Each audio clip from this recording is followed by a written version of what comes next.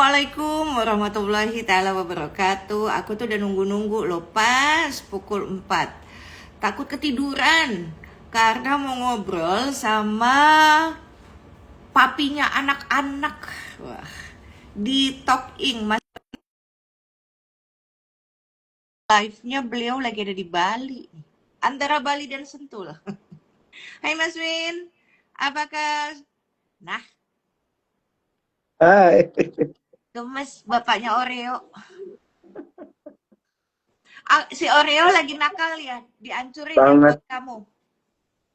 Pot, tanaman, udah semuanya deh, udah ya, udahlah ya. Lagi baca aku tuh buku-buku lama yang Mas Win bikin. Terus memang kan aku ngebujuknya setengah mati kan.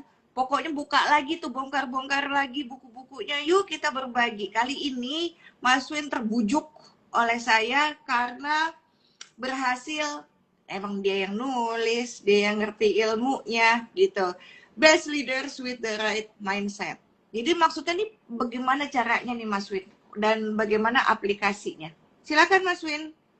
Thank you, Nas. Jadi kan buku ini sebenarnya ditunjukkan untuk siapapun yang menjadi pemimpin atau calon pemimpin. Tetapi sebenarnya buku ini juga general, karena kan setiap orang harus bisa memimpin dirinya ya. Dan keluarga. Dan ya kalau menikah ada keluarga gitu ya. Dan buku ini tujuannya adalah bagaimana caranya we raise our awareness, lebih ke purpose, apa yang diinginkan dalam hidup. Kemudian saya lariin ke Abraham Maslow teori tentang the hierarchy of needs. Kan ada piramida tuh kan, dari psychological needs sampai paling atas self-esteem. Menurut saya setiap orang tuh harus tahu juga, karena si Abraham Maslow menemukan teori ini di tahun 50-an yang membuat akhirnya digunakan di Amerika ya, digunakan sehingga pada saat itu Amerika kan bisa dibilang bangsa dengan peradaban paling maju. Betul. Mungkin karena mereka sudah tahu bahwa ada self actualization gitu.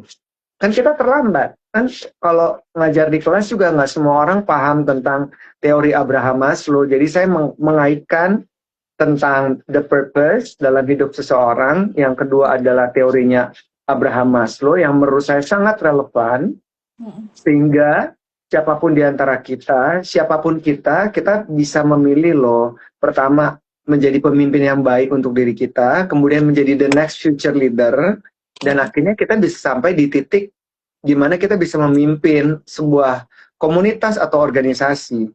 Pada kenyataannya, Nas, dalam setiap saya melakukan pekerjaan saya berbagi di kelas atau coaching one-on-one, saya selalu nanya kepada top level management. Saya nanya gini, lo nyangka nggak Pak, Bu, akan sampai di level ini? Rata-rata 99% mengatakan, gue nggak nyangka kalau gue tidak memikirkan juga bahwa gue harus sampai di posisi tertinggi dalam sebuah organisasi. Nah, di buku ini juga saya menceritakan tentang ada 3 gaya leadership yang toxic. Yang pertama itu adalah clique culture, yaitu yang kebanyakan pemimpin melakukan cara ABS, asal Bapak senang, ngatur-ngatur, tidak punya kemampuan mendengar. Yang kedua adalah autocratic culture, di mana kekuasaan dikendalikan oleh dirinya, ini kontrol individu, dan tidak menerima input. Dan yang terakhir adalah fear-based culture. Ya, fear-based, jadi ditakut-takutin gitu. Nah, jadi menurut saya seorang pemimpin itu harus mengusung teori Tutwuri Handayani, yaitu memimpin dari belakang. Nggak gampang sejujurnya, Nas, kan kamu juga memimpin di kelas, kamu juga ibu, mimpin rumah tangga, ngatur rumah tangga gitu ya, bareng Gilang. Kan tidak mudah ya buat kita, terutama menurunkan ego, itu kan PR semua orang gitu. Jadi tujuan dari buku ini ingin mengajak setiap orang untuk bisa menjadi pemimpin yang lebih bijaksana, mereka juga bisa melakukan transformasi organisasi bisnisnya, tapi juga tidak transaksional saja lewat reward and punishment. Saya juga mengajak membaca untuk juga menjadi seorang pemimpin yang servant leader, yang melayani, tapi juga di satu sisi kita juga harus menjadi authentic leader gitu, di mana kita tahu purpose kita apa adanya, terus kita juga punya integrity, kita juga bisa mendorong semua orang untuk bertumbuh dan transparan. Jadi kira-kira bukunya tentang itu, Nas. Tentang itu. Nah, Mas Win, ini kalau misalnya dikaitin ya sama ilmuku, kan aku sekolahnya teknik dan pelajaran mendasarnya itu adalah menggambar gitu ya. Karena dari semester 1 aja tuh udah dikasih tahu bahwa bagaimana cara bikin blueprint, site plan. Ternyata di dalam kehidupanku selanjutnya gitu sesudah lulus dari tempat itu seperti bukan hanya diajarkan skala menggambar dan menggunakan alat-alat gambar dan ini dan itu, akan tetapi ternyata juga sebagai filosofi hidup ya Mas Win, karena purpose itu kan seperti layaknya tujuan. Pahamlah sekarang kenapa banyak orang yang terantuk-antuk, tersandung-sandung di dalam kegelapan ketika tidak ada cahaya terang, apapun gitu ya, analogi asosiasi yang mau dijelaskan tentang kalimat itu, akan tetapi ketika memang seseorang tidak punya blueprint, maka dia akan bingung mau kemana. Yeah. Tujuannya tuh akan jadi kepentok-pentok. Akhirnya ya jalan ngikut aliran aja. Dan akhirnya memang betul yang seperti di buku ini, ketika seseorang tidak punya tujuan, itu samanya kayak di ilmu aku bikin bangunan nggak pakai gambar. Silakan Mas Win. Memang Nas, walaupun memang nggak semua orang ya bisa sampai di titik transformational untuk nanya, why am I here? Kenapa saya ada di dunia ini? Kan tidak ada satupun orang yang mau terlahir di dunia ini kan. Mau itu direncanakan atau memang karena tidak direncanakan. Kan tidak ada yang mau gitu. Terus kan tidak selalu hidup mudah. Mungkin mudah untuk sebagian orang, tapi tidak semua untuk masyarakat dunia gitu. Dan dalam perjalanan kehidupan yang dilewati oleh seseorang dari masa kecil sampai beranjak dewasa sampai berkarir, belum tentu juga seseorang bisa menavigasi dirinya dan menemukan dari dalam tentang purpose itu. Karena apa ya? Karena menurut saya terlalu banyak ngelihat keluar sih, Nas. Kalau kita terlalu banyak ngelihat keluar, yang ada kan dalamnya nggak penuh ya. Walaupun saya juga nggak bilang bahwa is perfect match 50-50, 50 luar 50 dalam, nggak gitu juga gitu. Tapi ketika kita tidak menemukan purpose atau belum menemukan purpose, biasanya karena kita terlalu banyak melihat keluar. Melihat keluar kan bisa membuat komparasi, bisa menjadi feeling insecure, bisa juga membuat hopeless, dan masih banyak rasa-rasa yang akan muncul. Si purpose itu bisa datang kalau kita tuh kalem gitu, kalau kita tuh hening, kalau kita tuh diam. Diam tuh artinya kita bisa kembali ke dalam diri kita dan bertanya, ngapain sih? Misalnya saya adalah seorang manajer gitu ya. Saya mau jadi manajer, apa sih yang saya lihat gitu di karir ini? Apakah saya ingin next level? Apa sudah cukup di sini saja? Kayaknya sih rasanya jarang sekali ya orang yang bilang gue udah cukup gitu. Kayaknya dalam peningkat, iya pengennya lebih naturally kan gitu ya. Setiap orang pengennya lebih baik, lebih gitu. Termasuk juga di dalam karir. Nah, ketika seorang leader atau seorang manajer melihat itu dan mengurangi noise yang ada di luar sana, dia akan kembali ke dalam dirinya harusnya dan kemudian bertanya, am I happy dengan karir saya di sini, kalau saya harus naik level, effort apa yang perlu saya lakukan? Hal-hal seperti itu menurut saya akan membantu kita untuk punya cermin dalam diri dan bertanya. Nah, kalau udah kayak gitu akan lebih mudah untuk menggali dan menemukan purpose. Hopefully ya, menemukan purpose. Dan setelah itu kemudian nanya lagi kan, misalnya kayak sebagai seorang pemimpin di rumah, kadang-kadang kan kita nggak selalu benar ya dalam mengambil keputusan. Tapi kan terkadang juga kalau mau dikaitkan di luar konteks purpose adalah ego yang selalu mengiringi manusia. Seperti buku ini kan The Best Leaders with the Right Mindset. Itu sebenarnya kan di dalam yang saya highlight di buku itu adalah tentang bagaimana manusia bisa mengendalikan egonya. Tentu sebagai pemimpin rumah tangga, saya didengar karena saya kepala keluarga yang menghidupi keluarga. Saya merasa apapun yang saya sampaikan itu demi kebaikan keluarga. Demi kebaikan keluarga memang begitu, tapi belum tentu membuat istri atau anak-anak saya juga merasa nyaman. Untuk itu, ketika keputusan itu dibuat tanpa memikirkan perasaan orang lain, apakah pada saat setelah terjadi keputusan itu dan reaksi dari anggota keluarga, kemudian saya punya ruang untuk kontemplatif dan bertanya ke dalam diri saya sendiri, gitu. Apapun yang terjadi dalam sebuah keputusan bisa diterima atau tidak. Kalau tidak diterima pasti akan ada sebuah friksi. Apakah saya kemudian akan tetap menjadi autokratik, akan menjadi clique culture atau fear based? Apakah saya menyadarinya? Misalnya gitu ya. Dan ketika saya menyadarinya, apakah saya ingin menerimanya gitu? Apakah saya pengen bilang bahwa oh ya, I make a mistakes, ini kayaknya keputusan yang diambil terlalu tidak mengindahkan mereka-mereka yang ada entah di rumah atau di organisasi. Menurut saya yang paling penting membangun sebuah kesadaran agar kita tidak self-centered dan egocentric itu merupakan tantangan tersendiri, Nas. Baik, kan ini kan aku nulis catatan-catatan cengkonek-cengkonek yang Mas Erwin kasih gitu ya, selalu seperti kayak begitu. Nah, dan catatan selanjutnya adalah kemampuan mendengar dan dijahit dengan bagaimana kita memanage ego kita ketika kita dipercaya untuk memimpin apapun. Mau memimpin kelurahan, kecamatan, RT, RW, posis, kamling sekalipun gitu ya. Ada dua jenis nih Mas. Ada memang tipe pemimpin yang bisa mendengarkan, walaupun mendengarkan itu kan ilmu sulit ya.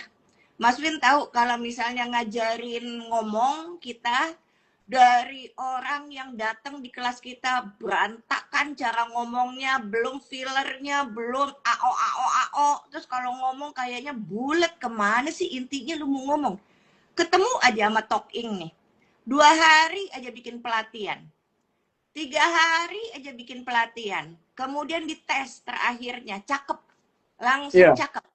Di coaching gitu aja gitu 3 hari dikasih, terus pakai latihan, pakai kamera, kemudian dikasih tunjuk bagaimana formatnya, cukup 3 hari cakep ngomongnya, gitu lah.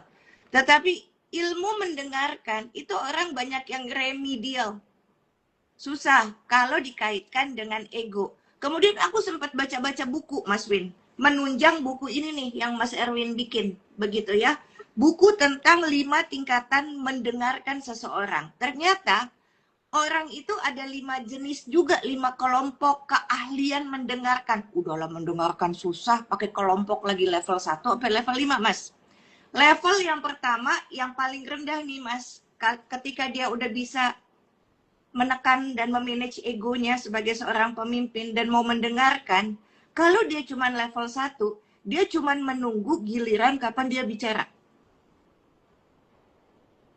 Kalau dia heningnya, kata Mas Erwin tadi aku pinjam kalimatnya, ketika heningnya makin dilatih, maka dia naik ke level 2. Bukan hanya nunggu kapan waktu dia bicara, akan tapi mendengarkan kata-kata. Karena hearing, ya kan, mendengar sama menyimak itu kan beda. Jadi otomatis kalau dia mendengarkan kata-kata, dia nggak terdistraksi dengan yang lain tuh Mas. Otaknya nggak kemana-mana. Terus kalau latihan heningnya kayak Mas Erwin makin jago, misalnya makin lama kerjanya meditasi aja gitu ya. Maka dia naik ke level 3. Dia memahami pesan, bukan hanya mendengar atau menyimak. Tapi dia memahami pesan. Di situ kan udah masuk fokus. Tapi kan ego tuh makin makin mesti ditekan banget ya, Mas. Apalagi kalau misalnya dia tahu yang di depan dia nggak lebih pinter. Yang kedua, atau ngomongnya mengadi-ngadi. Yang ketiga, nih orang nih sebetulnya ngaco nih. Gitu lah. Gitu ya, Mas. Dan yang keempat adalah tentang mengenali emosi. Jadi di balik kata-kata lawan bicaranya, dia udah kenal nih emosi. Kan waktu itu kan aku bilang, Mas, ternyata ya ada 9 level emosi manusia loh. Itu yang diteliti sama orang yang dokter syaraf sama dokter yang kecanduan terhadap pasien morfin. Ada 9 gitu.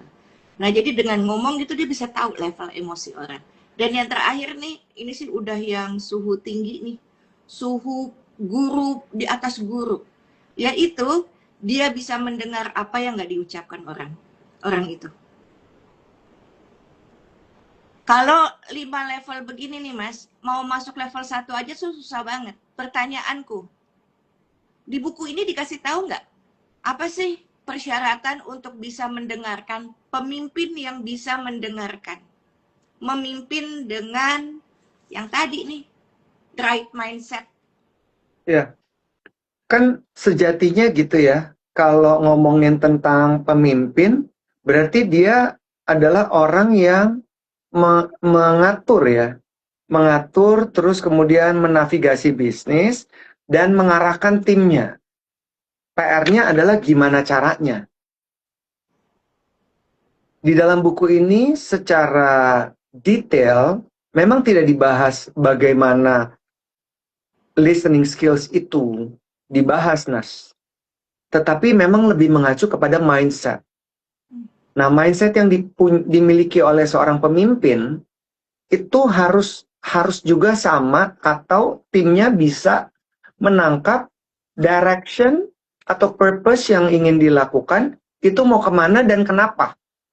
Jadi si pemimpin itu menurut saya dia harus pandai juga mengomunikasikan, memotivasi timnya, juga menginspirasi timnya supaya tahu, oh kita mesti ke sini loh. Misalnya kayak sekarang ngomongin bisnis dalam konteks yang global, bahwa tantangannya makin banyak, persaingannya banyak, tetapi juga roda ekonominya berjalannya sangat lamban, bahkan mungkin mundur ya, termasuk di negara kita. Jadi kemudian si usaha ini akan mau restructuring, entah approach-nya atau melakukan change management, dan juga mau mentransformasikan timnya. Jadi perubahan-perubahan, namanya perubahan selalu ada terus ya sampai kita mati. Jadi artinya dengan situasi yang dihadapi oleh sebuah organisasi, bagaimana seorang pemimpin kemudian menangkap situasi tersebut dan bisa menceritakan dan menyampaikan kepada timnya. Jadi timnya juga mengerti the why-nya. The why-nya. Setelah itu, seorang pemimpin juga dituntut tidak boleh punya fixed mindset. Fixed mindset termasuk fixed mindset tuh termasuk kemampuan tidak mampu mendengar, kurang pendengaran, gitu ya. Atau memang nggak mau dengar, kok merasa paling benar, gitu. Otokratif, kemudian juga click culture, mungkin juga fear based, merasa paling benar. Nah, ketika seorang pemimpin itu hanya ada di dalam pemikirannya fixed mindset, dia tidak bisa growth mindset. Jadi pasti tujuan itu akan mandek. Sehingga seorang pemimpin ketika sudah sadar, mereka kemudian bisa shifting memiliki growth mindset. Supaya apa? Karena tugas sebuah perusahaan itu, pemimpin itu build the momentum. Tapi ketika kan berangkatnya dari satu orang ya, Nas. Bagaimana sebuah perubahan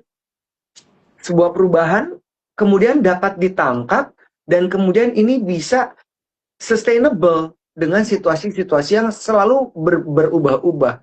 Kalau saya ngelihatnya hanya diperlukan satu Donald Trump untuk merusak dunia ini.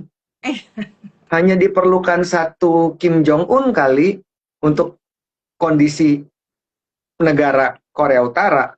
Hanya diperlukan satu Pope kali, satu Hitler kali untuk merusak dunia. Jadi sebenarnya satu orang cukup loh. Tapi harusnya satu orang ini punya mindset yang open, terbuka, agile. Dia ngerti kalau dia lagi kesel, dia tahu dia bisa nahan dirinya dia gitu. Nah ini tantangan yang dihadapi setiap hari oleh kita sebagai makhluk sosial, sebagai individu, sebagai orang yang punya ego. Saya aja sampai detik ini masih juga belajar untuk bisa menahan ego, untuk tidak dominan. Saya lebih baik dibanding dulu-dulu. Saya masih terus belajar karena tantangan semakin tinggi situasi yang kita hadapi, tantangannya akan semakin kompleks. Tapi menurut saya seorang pemimpin itu juga harus kalem juga mindsetnya. Kalau mainnya nggak kalem, dia tidak akan menemukan clarity, Nas. Betul. Kan, Nggak hening. iya, inspirasi itu akan datang, kesadaran dan inspirasi itu datang kalau kalau kita pikirannya tuh tenang, calm.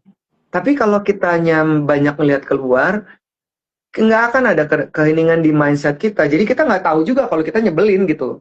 Iya. Kita pikir baik-baik aja. Ya, paham. So that is the growth mindset untuk juga bisa build the momentum. Baik. Mas Win, ini izin ya di halaman 15 di buku Best Leaders with the Right Mindset nih, Mas Win. Aduh, Kan saya mesti saya buka halaman 15 juga. Iya, menarik banget karena ternyata dari semua kalimat-kalimat sebelumnya yang Mas Win bilang adalah sebetulnya untuk kan lawannya fixed mindset, orang yang cara berpikirnya itu tidak berkembang, kaku, ya begitu-begitu aja, dia nggak lentur, nggak agile. Nah, Atau sempit lawannya ya, adalah atau sempit ya, atau uh, sempit. lawannya adalah growth mindset. Nah, orang yang berpikirannya bertumbuh itu adalah orang yang senang belajar. Iya. Ternyata belajar itu kan tidak selalu dalam situasi senang. Belajar juga kan yang paling ampuh adalah di situasi yang tidak menyenangkan, penuh penderitaan dan kesulitan, maka ketika kita achieve itu tuh rasa senangnya kayak double buka puasa lah begitu ya. Nahan terus abis itu waktunya terus kita achieve sampai ke titik itu tuh udah kayak lebaran abis puasa sebulan gitu. Nah, hal-hal yang kayak begitu rasanya nih cocok nih Mas Win di halaman 15 karena aku baca ini. Pada dasarnya setiap dari kita ingin bekerja keras karena hasrat dan dedikasi yang tulus untuk mencapai hasil yang optimal. Namun bukan berarti Anda dibebaskan untuk mengambil sikap benar sendiri dan menilai orang lain dengan intensi mengkritisi.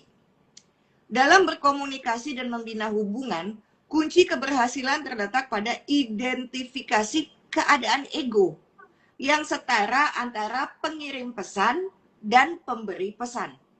Ego adalah sesuatu yang perlu Anda waspadai agar tidak menjadi penghalang untuk berkembang dan mencapai potensi optimal diri Anda. Anda harus berada pada kuadran 4, yaitu I'm okay, you're okay. Orang-orang yang berada pada kuadran ini merupakan orang yang optimis dan realistis.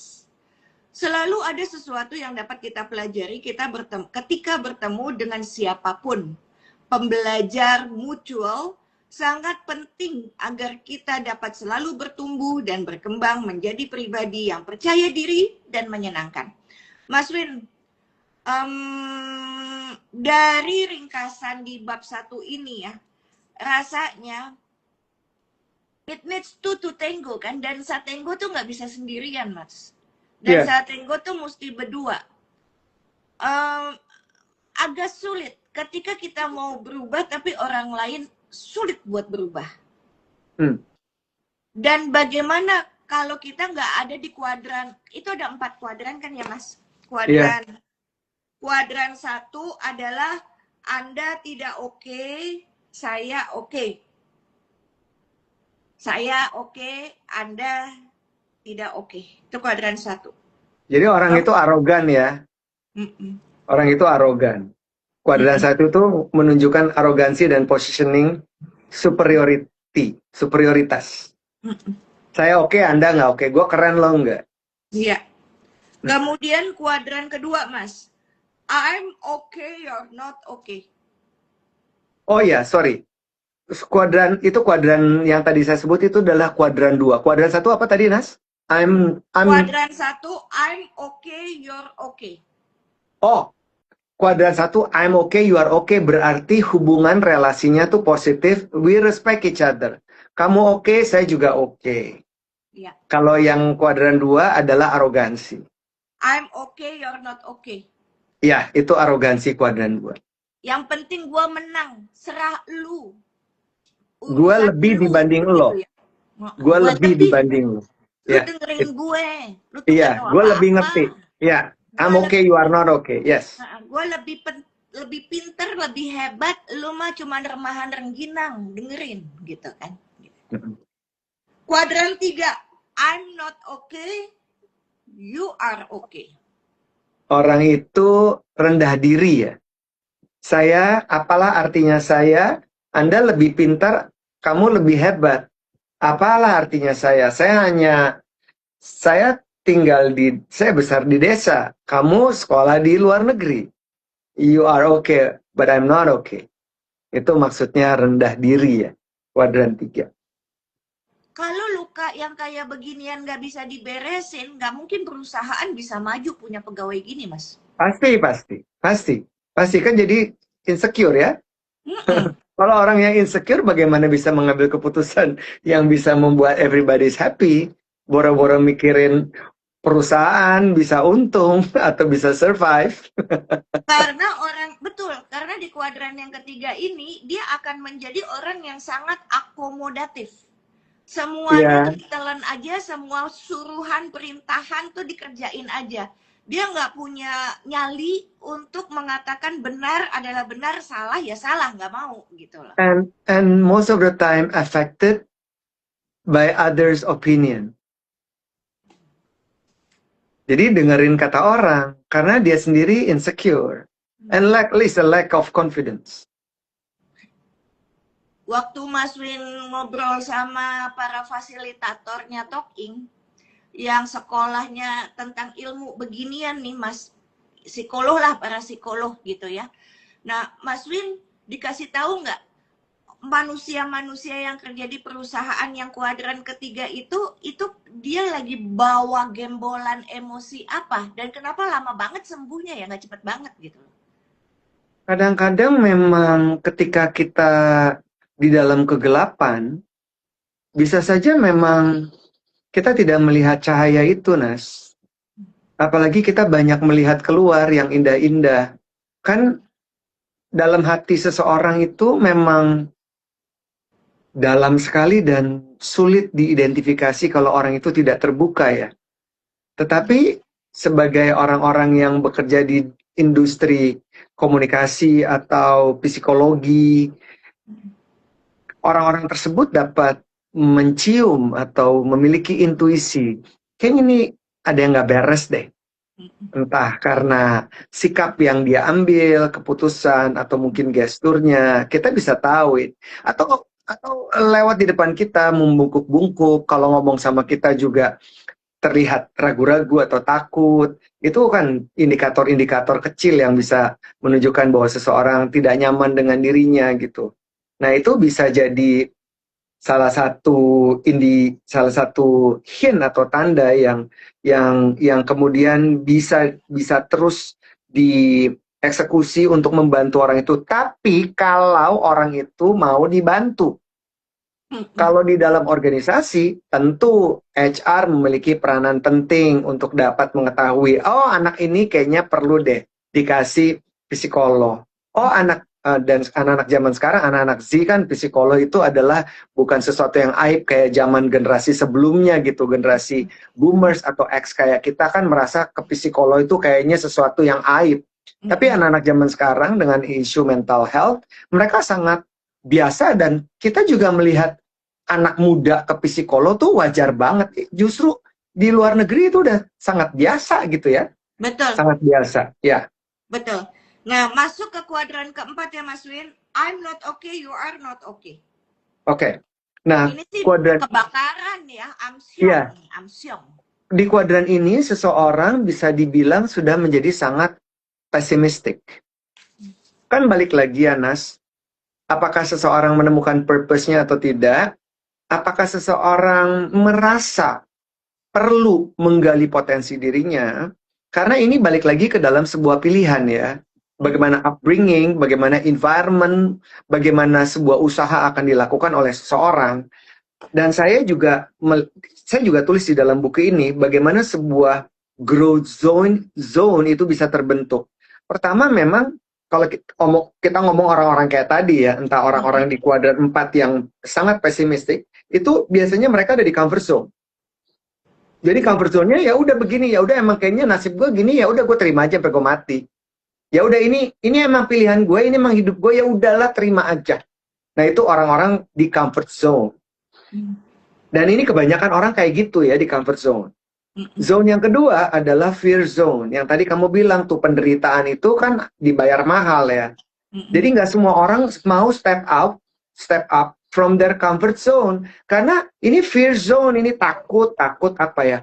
Ada orang-orang yang tidak nyaman, orang-orang yang nggak pede, orang-orang yang sering dengerin omongan orang gitu ya, affected by others' opinion, dan segala macam. Tetapi mereka tahu, kalau gue berhasil melewati fear zone gue ini, gue akan masuk ke zone yang ketiga yaitu learning zone. Tetapi ini jembatan yang mesti dilewatin. Kalau saya punya moto, lawan aja, sikat aja. Lo pasti jatuh ya lo jatuh, tapi lo belajar dari kejatuhan lo supaya lo tahu cara yang terbaik untuk bangkit lagi. But then nggak semua orang punya mentalitas kayak gitu kan, Nas? Bukan pejuang, nggak semuanya pejuang. Iya, nggak semuanya gitu ya. Jadi ada si comfort zone, ada si fear zone yang sangat kritikal, kemudian ada learning zone, dan baru kita akan sampai ke growth zone. Nah ini nih, 3 tangga ini harus dilewatin setiap orang untuk mereka yang punya mindset yang tepat. Apalagi mereka seorang pemimpin. Betul. Jadi rata-rata kita kan nggak nyaman. Kebanyakan orang kan maunya nyaman. Iya. Tapi kenyamanan itu tidak membuat kita akan kemana-mana. Betul. Semua orang harus belajar untuk menderita. Ketika kita menderita, kita belajar. Ya kan, wine itu juga hasil dari diperes. Orange juice juga hasil diperes. Gitu kan. Semuanya kan memang karena sebuah proses yang memang tidak mungkin mudah. Kalau mudah ya semua orang udah sukses di dunia ini. Dan kalau semua orang sukses di dunia ini, siapa yang kerja? Nggak ada pegawai. Nggak ada pegawai, nggak bisa juga. Walaupun sekarang bisa diganti sama AI gitu ya. Tetapi begitulah sebuah proses, sebuah pemahaman yang harusnya kemudian menjadi pilihan setiap orang ketika mereka ingin bertumbuh. Ya. Lo mesti lewatin si fear zone ini supaya lo bisa, yang tadi kamu bilang Nas, optimistic but realistic. Ya. Kalau optimis doang, lo halu. Kita bisa sukses. Iya. Kita pasti sukses nih, tahun 2030 kita akan sukses. Saya mikir gini, gimana caranya bisa sukses ya? Kalau nggak punya blueprint yang matang, gimana caranya? Halu. Betul. Jadi itu cuma slogan menurut saya. Iya, kita akan mencapai titik ini di tahun sekian. Is it really? Look at now, I'm so realistic. Saat ini aja kantor kita masih begini. Gimana bisa? Oke, kalau bisa coba dipikirin gimana caranya. Dan perusahaan orang itu akan lewatin dari comfort zone ke fear zone, learning zone, dan kemudian bisa ke growth zone. So pessimistic without realistic itu halu. Tapi kalau realistis tidak ada pesimistiknya, realistis tapi tidak ada optimistiknya, dia nggak kemana-mana juga. Dia ada di comfort zone. Iya. Jadi menurut saya kombinasi antara optimistik dan realistik itu sangat bagus loh. Iya. Buat setiap orang. Jadi nggak halu, nggak jalan di tempat juga. Kemudian memikirkan proses yang akan dilewatin si fear zone, learning zone sampai ke growth zone. Baik. Optimis mesti kawin sama realistis, begitu ya. Nah, emang ternyata ya orang yang realistis itu nih teman-teman yang Anda yang nonton ngobrol saya sama Mas Erwin tentang ilmu di talking, tentang pengembangan diri Anda, adalah emang orang yang realistis tuh yang paling bisa menjaga kewarasannya dengan baik. Nah, itu tuh ya. Dan ternyata ada juga nih buku yang aku baca, Mas Win. Buku yang aku baca adalah begini. Bahkan orang yang terlalu optimis, dia akan gila lebih cepat daripada yang pesimis. Ya, dari yang pesimis. Bayangin pesimis kan udah kastanya tuh udah kasta paling bawah ya, kasta sudra gitu ya, paling bawah. Tapi dia gak gila-gila. Ini contohnya ya. Kalau orangnya optimis banget, wah gue pasti bisa, gue pasti ini. Teng-teng, nggak dapet dia. Gila loh. Apalagi kalau nggak terlatih, tersentuh dengan penderitaan dan kegagalan. Hebat, gagal, cantik, ganteng, pinter, lulus, cum laude, kawin. Wah, anaknya bretek, banyak ini, apa, wah. Tapi kan Tuhan nggak pernah ya ngasih semuanya baik-baik saja ya. Pada saat dikasih ujian nggak baik, ini orang yang kebiasaan optimis, bisa gilanya lebih cepat daripada yang pesimis. Kalau yang pesimis nih ya, misalnya, gue udah kerja capek luar biasa, gue nggak dipuji nih sama bos gue. Tapi gue kan emang orangnya pesimisan ya. Nanti dia akan begini di kepalanya, gue mah nggak apa-apa. Jangankan bos gue nggak muji gue, bapak ibu gue aja nggak pernah muji gue. Nggak gila-gila tuh orang, gitu loh. Terus dia pengen dapet sesuatu, terus dia di pikirannya begini, yakin gue mah pasti nggak dapet, bilang gitu. Pada saat dia nggak dapet, nggak gila-gila dia, karena dia udah kebiasaan seperti itu dibandingkan yang optimis. Maka irisan yang paling baik adalah si realistis untuk menjaga lama durasi warasnya. Karena hidup ini penuh dengan gelombang dan ketidakpastian. Punten Mas Win, kita buka di halaman 112 Mas Win. Karena memimpin di dunia yang serba berubah dan tidak pasti. Ini sekarang kita jangan Mas Win. Kita lagi ngalamin nih. Itu sampai nyesek-nyesek gitu ya. Banyak dari teman-teman juga ini yang merasakan, yang punya perusahaan, baik itu startup, perusahaan menengah, kecil, menengah, atau gede, pasti merasakan. Yes. Contohnya, lagi ada perang di sana aja, harga plastik aja bisa naik. Sampai kita mikir, apa hubungannya ya perang sama harga plastik? Nah, begitu kan ya. Nah, hal-hal yang kayak begini, ini cocok di halaman 112. Ini masukin poin kedua. Para pemimpin harus membangun kapasitas organisasi yang diperlukan untuk terlibat dalam proses inovasi. 3 kapabilitas organisasi yang penting adalah kreatif, abrasi kreatif, ketangkasan kreatif, sama resolusi kreatif. Dan dari 3 ini, pemimpin itu mesti melakukan R model, yaitu action, impact, request. Silahkan Mas Win, ilmunya. Jadi ini udah ngomong ke technicality ya. Kalau tadi kita udah bahas bagaimana mindset bisa membantu seseorang, apakah mau tetap ada di comfort zone atau mau ke learning dan ke growth zone. Kita juga udah bahas tentang bagaimana sebuah mindset dan juga ego yang dapat membantu seseorang. Terus kita sudah menemukan satu kesimpulan bahwa menjadi orang yang I'm okay, you are okay di kuadran pertama itu paling tepat karena mereka adalah orang yang optimistic and realistic. Oke nih, udah mantap. I'm okay, you are okay. Ngelihat orang sama. We can learn from the zillennials karena mereka punya tech savvy, teknologi savvy yang kita nggak tahu, dan we respect each other. Jadi kita akan belajar dari mereka. You tell me more about these AI things. I don't know. You tell me more. I'm okay, you are okay, gitu ya. Nah sekarang ketika di dalam sebuah bisnis, ya tentu dong proses yang perlu dilewatin oleh setiap orang adalah udah tahu apa yang mesti dilakukan dan cepat-cepatlah menjadi lebih adaptif, lentur, melihat apa yang saat ini kita alami, ke depan trennya mau kemana ya. Nah perubahan-perubahan seperti itu harus dilakukan secara cepat. Kalau tidak, nggak akan ada result yang maksimal gitu. Ya, Tetapi kan namanya organisasi ya, mau 10 orang pun di perusahaan tersebut, memengaruhi 10 orang juga kagak gampang.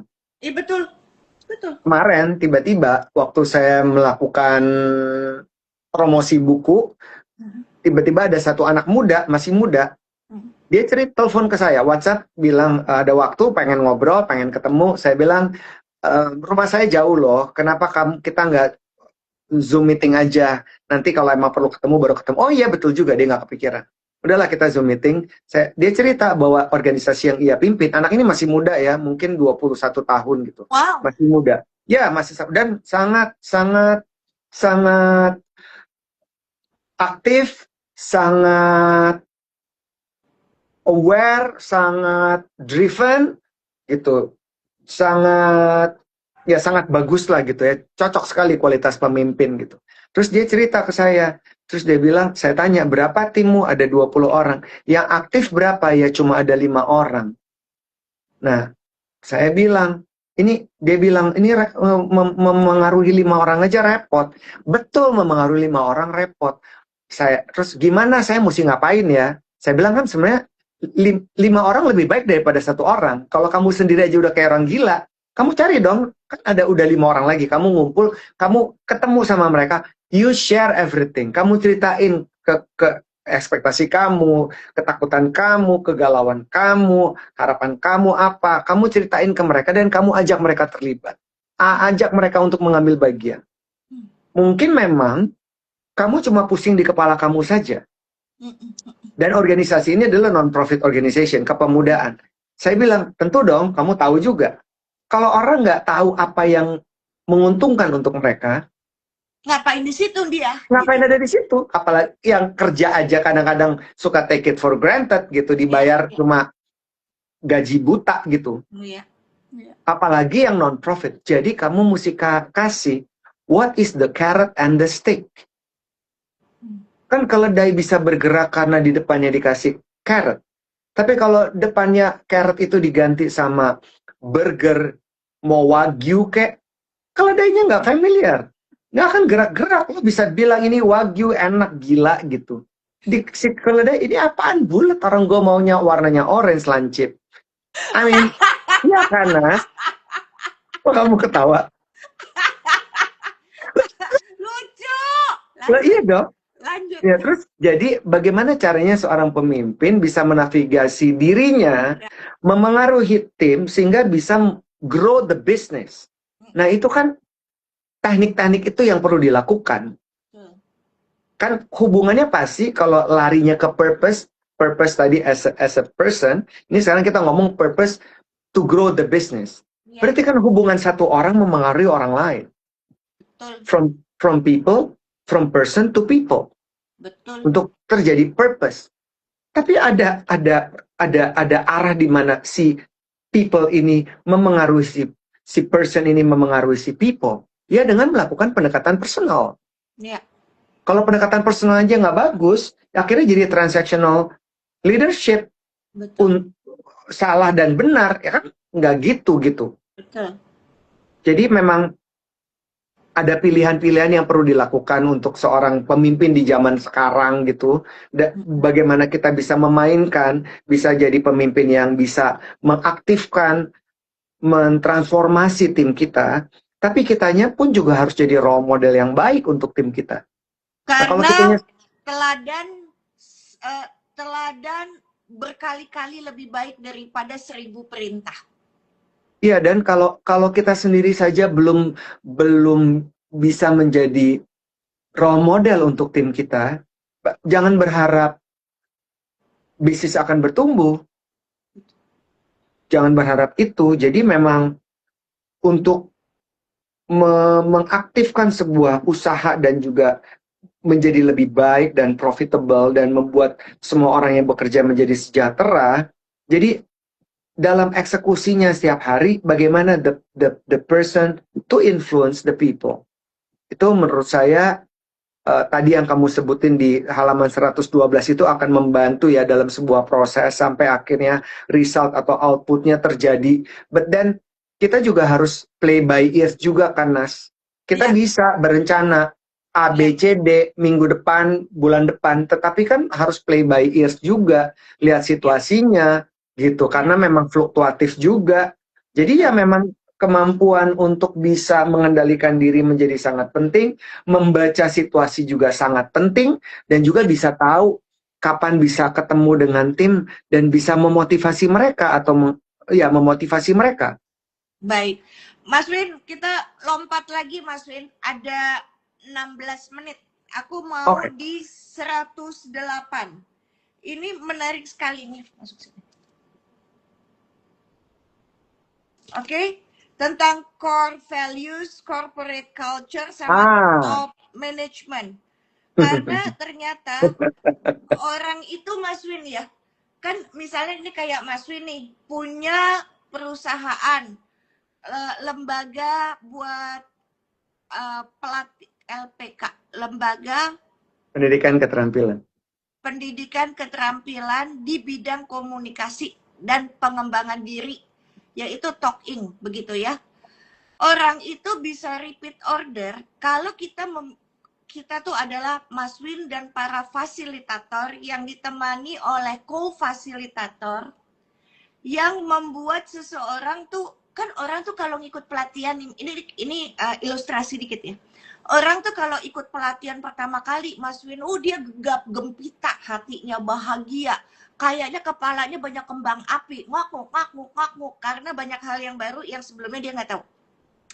Nah, kan Mas Win tahu ya bedanya ilmu sama pengetahuan. Kalau misalnya kita ngajar di kelas, orang yang tadinya nggak tahu, terus kepalanya jadi banyak lampu yang nyala, artinya dia baru berpengetahuan, belum berilmu. Tetapi dia akan berilmu jika apapun yang kita kasih tahu ke dia, yang kita berikan ke dia, dia praktikkan. Maka baru dia memiliki ilmu yang kita kasih tahu, karena dia udah praktik. Maka orang akan repeat order nih ke talking, baik kelas individu tuh yang suka di jalan kendal maupun perusahaan-perusahaan itu kalau misalnya terlihat, terdengar, amat terasa. Jelasin Mas Win, karena ini kan Hmm. ngomongin tentang bagaimana pelayanan ya, external Iya, stakeholder. resep ini resep 3T. Resep 3T ini berlaku untuk bagaimana seorang individu yang bekerja, entah dia pemimpin atau frontliner sekalipun, dengan menghidupkan, kan kalau perusahaan itu ada core value, ada ADART, terus ada aturan-aturan, kalau ke orangnya ada KPI gitu ya. Si core value ini kan menjadi embrio yang harus dihidupkan menjadi corporate culture. Nah, si corporate culture ini contoh misalnya, perusahaan itu core value-nya modern. Berarti bagaimana semua orang yang bekerja, misalnya ada 100 orang. 100 orangnya begitu kelihatan sama stakeholders, lu mesti modern. Gak bisa dong. 30% modern. Tapi begitu kita masuk ke kantornya, 70% jadul. Mindsetnya jadul, penampilannya jadul. Ya nggak sukses Ngomongnya dong. ngaco. Kan nggak sukses dari core value ke corporate culture. Betul. Ini kan tantangan, dan semakin besar organisasinya, semakin memerlukan waktu, intervensi atau waktu yang panjang untuk dapat train the people di organisasi itu supaya semua punya spirit yang sama. Oke, modern tadi gitu ya. Jadi Ya. semua orang yang terlihat nggak cuma di frontliners aja. Kelihatan modern. Modern tuh sangat luas ya. Pemikirannya modern, orangnya nggak kaku, nggak rigid, ya nggak rigid, Teknologinya. terbuka teknologi dan segala macam. Dia terlihat. Tapi juga dia harus terasa, karena kan sebuah sistem yang menjalankan manusia juga ya. Ya. Jadi harus terasa. Jadi ada personal approach yang kemudian dirasakan oleh semua stakeholders, apalagi ke pelanggan, ke customer. mesti merasakan juga, oh ini bener ya gitu. Dan yang terakhir, dia harus measure atau terukur. Terukur dalam konteks bisnis atau tingkat kesuksesan sebuah brand bisa hidup dan populer dan ada di top of mind, bisa juga pakai acuan 3T ini. Terlihat, ada di mana-mana, terasa karena memang terasa hidup brandnya, dan juga terukur karena everybody talk about it. Tapi kalau misalnya cuma satu brand, satu doang orang yang tahu dari 1.000 orang, berarti tidak terukur. Berarti dia mimpi, berarti dia masih halu. Jadi si 3T ini bisa menjadi guidelines bagaimana sebuah organisasi dari top, down, dan juga bottom up menghidupkan antara core value dengan corporate culture ke semua stakeholders-nya. Ini perlu waktu yang panjang, Nas. Range-nya antara 3 tahun sampai 7 tahun, tergantung the scale of the business, dan juga berapa banyak orang yang perlu kita intervensi pengaruhi. Nah, ini kan yang kita lakukan dalam siap training-training kita gitu. Kita melatih frontliners, kita melatih BOD, top level, kita melatih bahkan sampai di level yang paling bawah sekalipun, supaya apa, integrasi ini bisa nyambung dan dihidupkan dari si core value ke corporate culture. Itu betul loh, teman-teman, yang Mas Erwin Parengkuan tadi sampaikan, sampai ke level yang paling bawah. Level yang paling bawah tuh apa? OB kan, satpam, supir perusahaan. Aku tuh pernah, jadi teman-teman mesti tahu, aku tuh pernah dapat kelas itu. Waktu itu yang masih nyusun jadwal saya tuh Mbak Ella. Kalau sekarang kan si Dela ya. Ini Mbak Ella. Mbak Nas. Terus aku bilang, hah? Pokoknya ngomong sesederhana pemahaman dan mereka mesti berubah. Gila deh. Supir, dan mereka adalah supir para BOD dan tamu-tamu VVVIP. OB juga begitu. Dia itu akan bersentuhan sama orang-orang dan tamu-tamu penting. Betulin, katanya. Udah gila ya, aku ngomong. Dan kamu approach-nya bagus banget. Emang kamu tahu? Tahu dong. Kok bisa tahu? Kamu nggak tahu lah, pasti aku tahu. Ngajarin kan mereka supir terutama ya, khususnya supir nih. Kalau masuk mobil, sebelum bosnya masuk ke dalam mobil, lo harus tahu dong buka map berapa lama kalau ditanya gitu-gitu. Itu kan keren. Itu kan practical. Itu kan small things but very important. Iya, betul. Terus terus apa OB, aku mau jurusnya begini, Mas. Kalau komunikasi itu yang benar ya. Komunikasi itu yang benar. Jangan nanya hari ini mau makan apa. Dia itu palanya udah mau pecah. Lu jangan nanya makan apa. Lu mesti kasih pilihan-pilihan tuh sama bos lu. Hari ini ada pilihannya nak, nu. Nah, dia tuh lebih gampang hidupnya. Karena sebelum mukanya dia noleh ke lu, otaknya mau pecah karena dia lagi didonder sama kliennya. Jadi jangan suruh mikir lagi dia mau makan apa. Itu ngebantu. Oh gitu. Yes, betul. Ternyata emang komunikasi itu sungguh luar biasa ya, Mas. Dan akhirnya kejadiannya beberapa orang menjadi loyal. Bosnya loyal ke dia, dia juga loyal ke bosnya. Terus salah satunya sama supir-supir, tau nggak aku bilang apa? Apapun yang lo lihat, simpen buat mata lo. Gak usah lu cerita sambil rokokan di tempat supir-supir terus lu pada ngegosip. Jangan, simpen buat lu kalau lu mau hidupnya lama. Di situ aku bilang gitu. Dipraktekin. Terus dia bilang, tapi aku mau cerita, Mbak. Gak usah lu cerita sama gue. Tapi habis itu aku nanya, emang ada apa? Emang gue aja juga jahil. Mas Win, 5 menit terakhir milik Mas Erwin. Nah, teman-teman, sebetulnya di tangan saya tuh masih ada satu buku yang saya penasaran banget. Tapi Mas Erwin tuh belum mau kasih waktunya ke saya. Ini nih penting banget. Ini buku saya tuh pengen banget Mas Erwin tuh ngasih tahu bagaimana strategi sukses berpidato secara efektif. Karena aku lelah banget ngelihat orang pidato tuh zong banget gitu ya. Tetapi nanti ya, nanti Iya, teman-teman nanti. Tunggu sampai Mas Erwin punya waktu dan kebetulan juga ada buku terbarunya Mas Erwin yang mau keluar kan sebenarnya kan. iya. Nah, jadi nanti kita doakan saja dia mau ngelatih bagaimana pidato yang gak ngebosenin. Nah, 4 menit yuk sayang, kakakku sayang, silakan berpesan untuk para pemimpin muda, setengah tua, dan para senior, silakan. Di salah satu halaman saya lupa, saya menuliskan to find your best, you must lose your weak self. To find your best, you must lose your weak self. Ini titik lemah yang kebanyakan tetap dirangkul oleh banyak pemimpin. Nggak mau menerima diri, nggak mau berkaca kepada diri sendiri, terlalu sibuk dengan gaya kepemimpinannya, sehingga tidak melakukan reflective moment. Tujuan mulia dari buku ini, karena saya masih terus juga belajar mengendalikan diri dan ego, saya ingin berbagi juga apa yang saya lihat di luaran sana, orang-orang yang memang seorang pemimpin yang inspiratif dan terbuka terhadap input. Mereka bisa ngobrol sama siapa aja, nggak eksklusif hanya di top level.